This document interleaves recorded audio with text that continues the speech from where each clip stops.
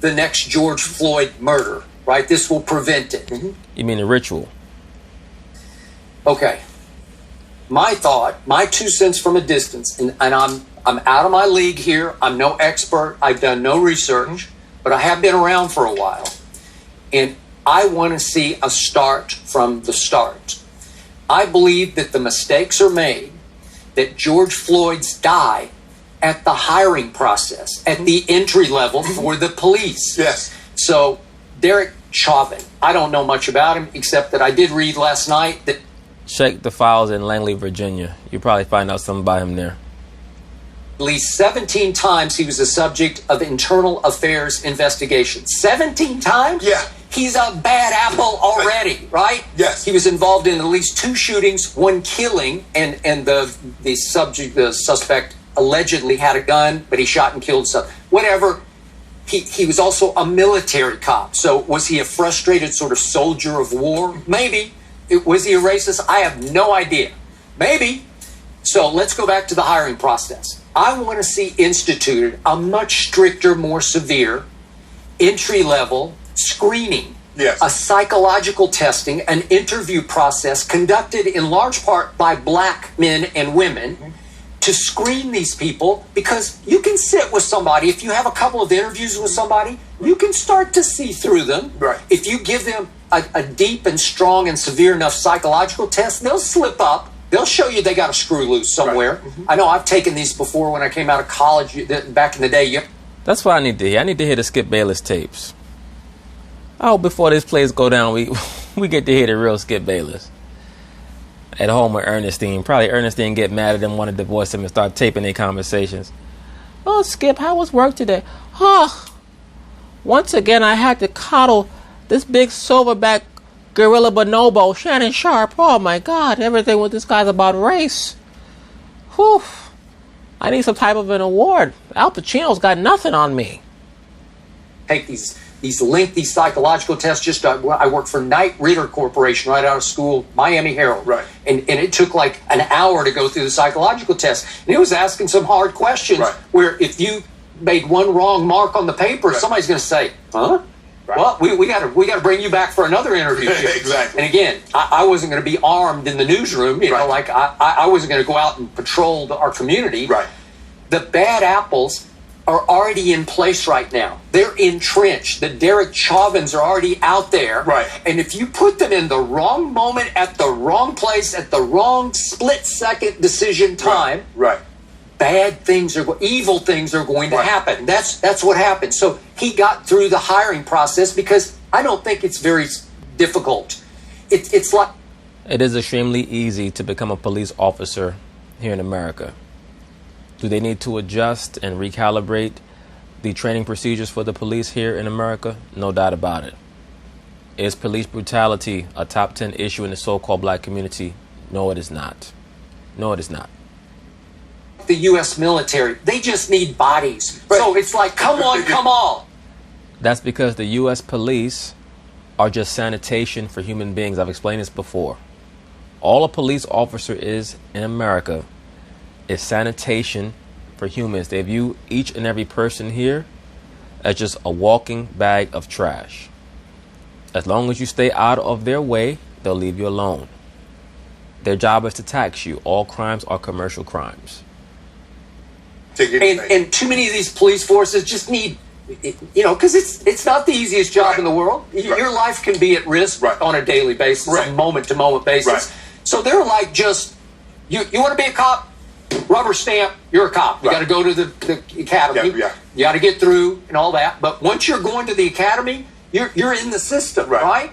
Well, we need more black people in charge of the hiring who can see through. And again, it could be interviewing people of all colors, but specifically, we need black people interviewing or screening white job applicants to be. Yo, I know at Klan headquarters, they got Skip Bayless's face like on a wall. Like, #1 traitor, Skip Bayless. Policeman. It's also a huge responsibility. It does not pay. Either that or Skip Bayless is himself at Klan headquarters watching himself on TV. Wow, I do a great job. Even I would be convinced of this bullshit. great, obviously. Right. But I see the kids carrying signs here in L.A. Defund LAPD, LA Police Department. I don't think we want to defund. Right. I think they're working kind of on a shoestring budget to start with. Right. But those white kids, when they call 911, that they want an officer or two at their residence in about 2 minutes. Right. Yes, them and the liberal black woman as well. That's why that shit is a big joke. And they should do a better job of explaining a lot of their doctrine pertaining to defund the police. Because defund the police to the layman would mean really destroy the police department, take all the money away from them. But supposedly what they actually mean is depleting some of the resources that are allotted to the police and reallocating them to other programs and things of that nature, which I'm not quite sure is ever going to happen anyway, because the money trail, when it comes to how money is given out to various groups and departments, there's always some shadiness involved. But to Skip Bayless's point, most of the liberal Caucasians that are marching with Negroes in these protests and the liberal black women, they're the ones who call the police on the black man the most. So that's the funny thing, especially a liberal black woman. Oh, they're killing us. Yeah, okay.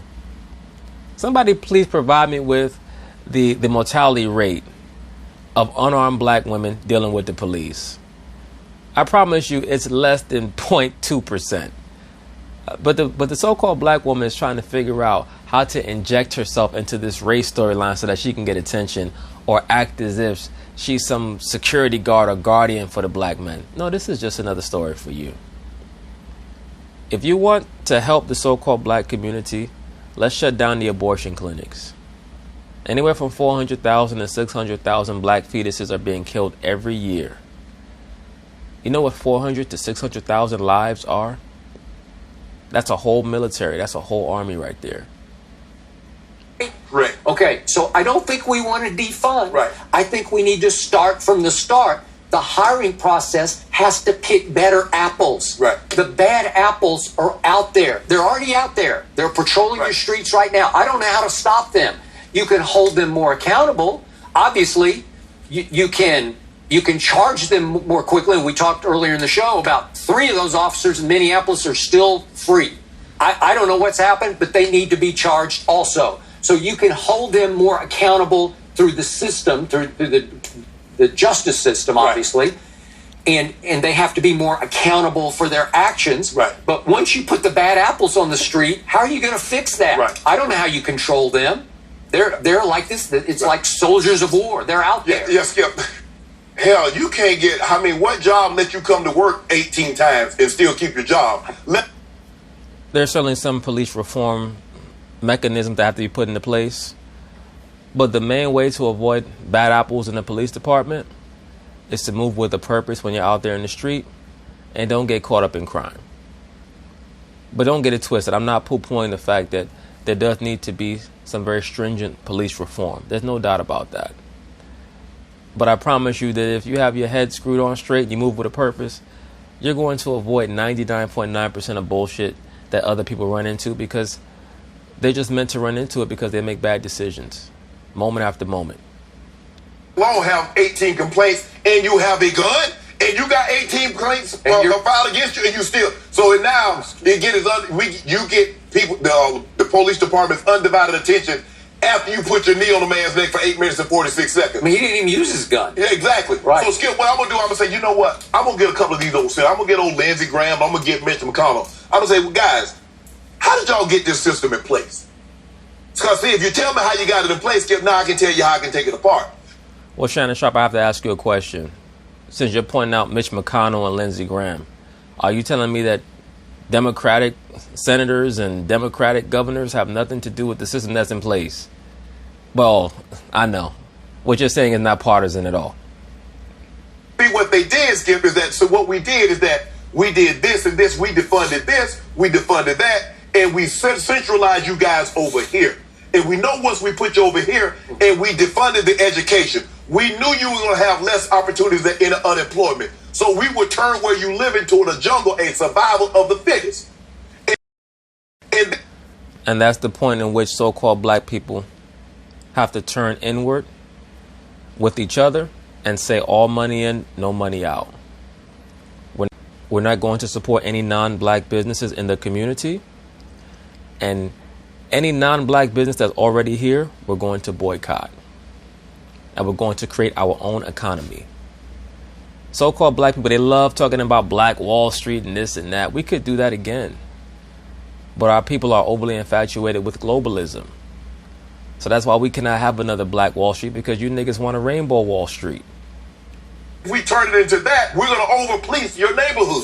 Because see, Skip, what they did is that when we protested, they said, well, looting and rioting, that's not a part of a protest. And as D.L. Hughley said, you're already off to a bad start if you're quoting that idiot, D.L. Hughley. Well, murder is not a part of policing. So what they did, Skip, is that they put specific things in place to put black people in a certain locale, and then when a man feels there's no way out, he will do things to get out. Shannon Sharp, did you feel that you had no way out when you were in Georgia? Or did you pick a vocation and say, I'm going to dedicate myself to it and get to the point where I can elevate? This constant self-victimizing and the woe is me violin playing, it's not going to get us anywhere. Many of our people have opportunities, they just blow them. This notion, oh, we're all going to bad schools. School is what you make it. Your job is to go to school, open your book, listen to your teacher, take your ass home. The people that go to the school is what make the school bad. Now, are there great teachers at all these schools? No, but the job of the teacher is to teach the curriculum. Your job is to listen, take your notes, go home, do the homework, study, go back to school the next day, repeat. That's it. All this stuff about, oh, the schools are so terrible here, the schools are so terrible there.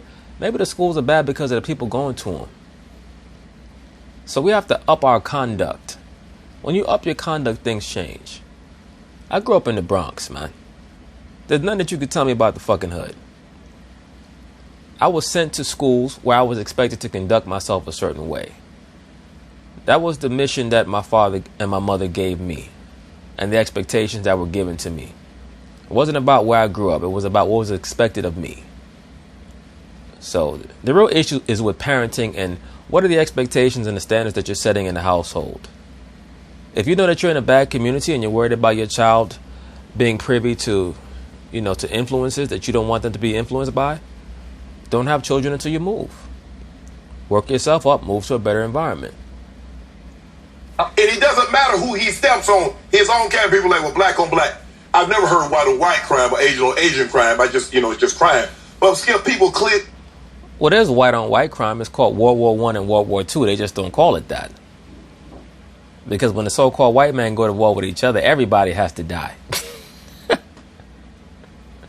Notice there has not really been a huge Caucasian versus Caucasian war since then. I mean, you've had little flare-ups, especially around Southeastern Europe and, Western Asia with the Russians and some of their little subsidiaries. But for the most part, they don't go to war with each other anymore because they've been globalized. Like, you have these brothers. I get brothers a lot of time on my channel. Oh, they're bringing in their New World Order. Brothers, the New World Order has been in effect since 1917. League of Nations. Homosexuality has been acceptable for well over 100 years.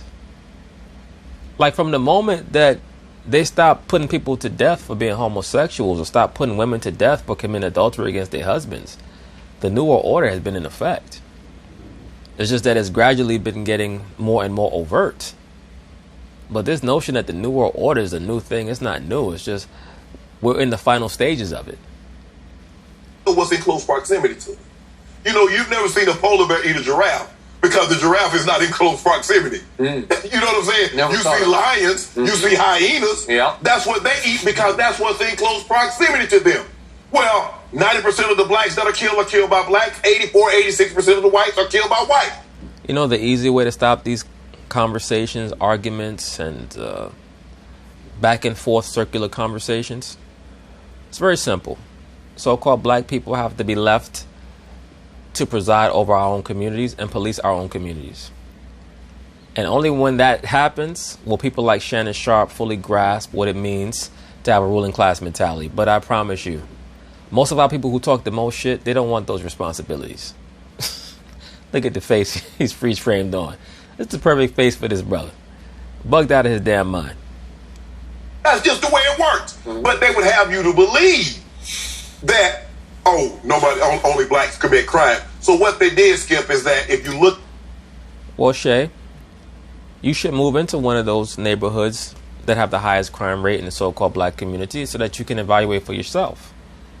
As of right now, we know that you live in your little posh location in Beverly Hills, and I'm sure a very upstanding location in Atlanta. But there are hoods in Atlanta. You should move into one and find out what's really going on, make a difference. As of right now, I've never seen a photo of Shannon Sharpe at any protest, parade, or what have you for so-called black people. I've never seen it. I'm not saying that it has not occurred. I'm just saying I've never seen it. I've never seen him with a bullhorn trying to rouse the people or give them any direction. I see him I see him on Undisputed every day acting like he's a civil rights activist. The history of what they've done, if you notice, and for the most part, you have these certain sections. And if you look at a white section where the tax rate is high, that money goes to the school and they're better educated. Well, if you living in the projects, if you living in the hood, ain't a whole lot of property tax over there, so ain't a whole lot of money going to fund your school. And then employment. Whoa, wait a minute. And even though, the market was going up, Skip, what good is the market if I don't have disposable money to put in the market? How does the economy help me? Let me say this very quickly. Shannon Sharpe brings up some valid points. When he talks about investing, you do need disposable income. I've always said this because there are certainly less opportunities in the workforce for the so-called black man, heterosexual black man anyway. I've never bought into this notion of the so-called black woman being oppressed, right? It's just a fact. They have certain jobs prepared and laid out for the so-called black woman. If the so-called black woman graduates from high school and goes to a typing class, they'll give her a job somewhere answering phones and typing up memos, and they'll pay her $45,000, $50,000 a year. That's a fact. Whether it's secretary or executive assistant or admin assistant or office assistant, they create titles for her to survive. They're not giving those jobs to heterosexual black men. There's no heterosexual black man who's going to be hired to be an office assistant or a secretary for an executive. It's just not going to happen. But I will say this in regards to what Shannon has stated. There are a lot of people who have talents in the so-called black community that they do as a pastime, but they don't get paid for, and they can't get paid for it because, once again, we're not willing to create our own economy. There are cats out here who can bake their asses off, bake pies, cakes, and everything. That can be something that you can set up where people come and buy your things. You have sisters out here who can sew their butts off, who can knit, do all those type of things, can make clothes. That's a business that can be opened. Once again, the mentality has to be all money in and no money out. If we have that, we'll succeed. If not, we'll fail. If I'm living paycheck to paycheck, how do I take living paycheck to paycheck? I gotta pay rent. I gotta buy food. I gotta get the kids clothes. Where the money I have to benefit from the economy? Well, brother, no disrespect, but you just talked about someone, or you're still talking about someone in the scenario that you're presenting that doesn't have disposable income, but they have to worry about their kids, plural. I've touched on this in the past. People get upset. I really don't give a shit. If you know that your money's limited, the amount of children that you have should be limited, if having any at all. Oh, the economy. What good is the economy to a black man that don't have money, or a black person that don't have money to put into the economy? How does that... Well, you have money to put into the economy. You just don't have money to invest. Every time you spend money, you're putting it into the economy. With me. So we've had 400 years behind, and we're trying to catch up. And they still put things in place to keep us from catching up. And even at the unemployment at its absolute lowest, blacks still had a higher unemployment rate than a counterpart. So there are things in place, and I agree with you, Skip. The hiring process, just because you want to do the job doesn't mean you're qualified to do the job. Nope. And that's what we see. We see a lot of people out there, Skip. And I think the thing is, the biggest thing for a cop is you got to be a people's person. So you can't be a hothead. You can't be, because you'll get confronted. And if your first reaction is to know I can use deadly force, and then there's no ramification for me using this level of force, what's to stop me from using it, Skip? Woke Negroes have to understand that at this point, most Caucasian cops or police officers of other races are no longer going to want to police so-called black communities. It's like a woman who does not understand why she cannot maintain a relationship. And once again, I'm not saying that there's not an issue with police brutality. But if non-black police officers are constantly going to be accused of racism every time they make an arrest over someone who's committing a crime, eventually they're going to stop showing up to those, to those or for those calls or to those events to stop the crime. They're going to take their time in getting there. And they'd rather have people complain about them getting there late than complain about how they made the arrest. The only conclusion, the only solution to me, once again, is that the so-called black man must be the police force in his own community. And that's only after we reinstall and reinstill our own culture. So we have a long way to go. Because the courts have given you great latitude, Skip. Yep. A perceived threat, be it real or imagined.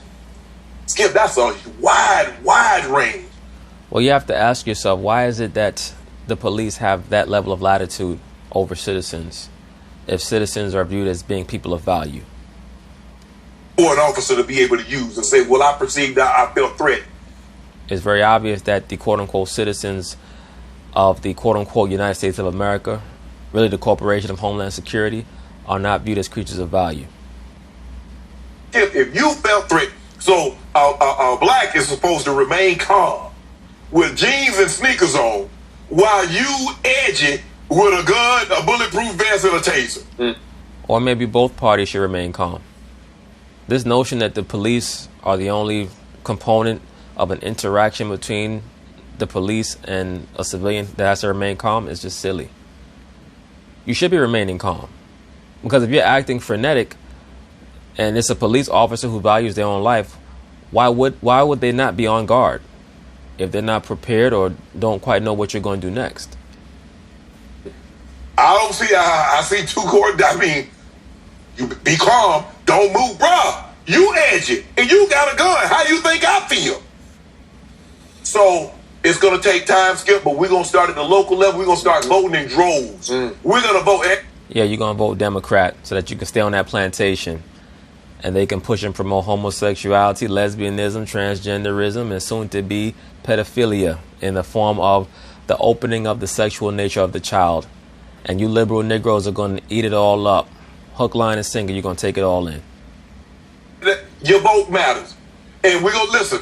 Don't be coming here talking about, well, yeah, you need to come with a plan. What are you going to do for us?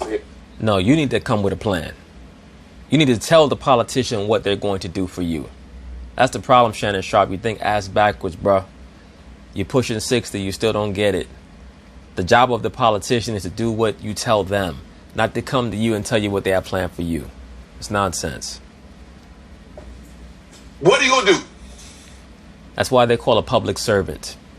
They take your orders, they take your direction. But once again, the so-called black man has to be of the mindset to give direction. That ain't good enough. I need more. Because that's what they did. So how do you feel about the whole idea of more black cops out on the street, especially in black neighborhoods? I know I've gotten to know a couple of the Oakland Police Department officers who have helped us shows up there. And there are a whole lot of black officers who help police some of the rougher neighborhoods in Oakland. And they have a lot of interaction. They have a lot of barbershop interaction. And they have a great program in place. And I don't know, does it matter to have more black cops? Well, obviously that would help, Skip. It's easier to police people that look like you because I think the thing is you having more trust. There's already skepticism, even of black cops, because at the end of the day, well, let's be for real. There's skepticism of any sign of black manhood in authority. That's what the real skepticism is, Shannon Sharp. I'm not quite sure if you realize that. You do a good job of talking about stuff. A lot of it I don't think that you've actually gone through. I doubt if Shannon Sharp has ever been harassed by a cop. He may have came across one that had a little snide attitude, but a lot of stuff that Shannon Sharp is describing, you could tell he's never lived through. Because he's been famous since he was 22, 21 years old. I mean, if you go back to college, probably even a little bit earlier. But, for the sake of argument, he was drafted by the Broncos in 1990. So at least since he was 21, 22, he's been famous. So a lot of stuff that he's talking, he's never really lived. But I get it. I understand that he wants to view himself as someone repping for his people. But this notion that, well, you know what? Every white cop is racist and every black cop is just going to go back to the white man. We have to come to a solution in some type of way. And that means that we have to start with culture. And that means we start from the spiritual level with the Most High to the best of our ability, try to get ourselves better every day. And then the trickle down comes from there. Each man preside over himself, then preside over his home.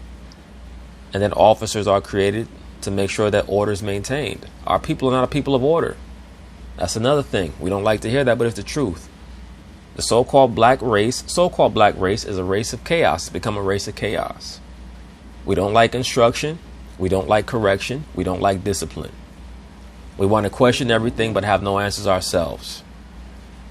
This gainsayer, naysayer mentality where people mistake being a contrarian with being, someone who's been edified or someone who's intelligent. And it's not the same thing. Just because you can question everything does not make you intelligent. That makes you woke. Woke niggas question everything but have no answers. You can be black, you can be Asian, you can be white, but you're still a cop. Yep. And y'all stick together. Because a lot of times black cops see other cops do stuff and they don't say anything either. So what? A lot of times so-called black civilians who are upstanding when it comes to the law see black criminals and don't say shit. Lump you in there with those bad apples because the good apples don't say anything. Yeah. So you're complicit. You're just as guilty as the guy because you knew what they were doing, you saw what they did, and you pretend like you didn't see anything. Well, remember that when a lot of these niggas keep spewing this line about stop snitching. Keep that in mind, Shannon Sharp, when you say that. Once again, turnabout is fair play. If you're going to accuse every cop of being complicit, then don't get mad when they stereotype every so-called black person in these communities. But I think the thing is, Skip, is that, look. These so-called communities. Because there's such a distrust of the police, when a white cop comes in and he wants to show I'm in charge here, so he gonna puff out his chest. Mm-hmm. And bro, naturally that's how we are. Bro, hold on, wait a minute. And instead of de-escalating, it escalates. It does. And then we get a George Floyd, or we get a Eric Garner, or Michael Brown, or Athena. We get situations that should not have happened. There are a lot of situations in life that shouldn't have happened, Shannon Sharp. There's a major mind fucking that's been going on via social media and the mainstream liberal television. Once again, they've been playing with the so-called black man's mind for a lot of years, getting him caught down that race rabbit hole, making you think that you should be dependent on the so-called Caucasian for validation and acceptance. That's why they keep that race conversation going, because they're worried that if they leave the so-called black man by himself to his own devices, he'll finally figure it out. And once the so-called black man figures it out, he's going to regain the throne. Right now, these niggas are begging for equality. You're not begging for supremacy. You're begging for equality, because you can't beg for supremacy. You got to take the supremacy. Equality is something you beg for. Supremacy is something you take. The rulership is what you take. Yep. Good idea. So good point. That's what we start with the local level. We finna vote. We're going to vote y'all butt out of office. That would be number one. Yes. Right there. We're going to vote y'all butt out of office. Yep. Y'all don't do what you say you're going to do. Mm-hmm. You guys make some really, really good points. And Here goes Jenny White Guilt Taft again. Admit this, because I've been thinking a lot about it in the last couple days. But the feeling of being scared by a cop is something I have never felt. I don't know. I'm trying to understand it. But I do want to admit that it has been powerful to see cops taking a knee and joining in the march and protesting. It's a bunch of bullshit. These cops are taking knees because they understand how easy it is to manipulate the emotions of most of these Negroes.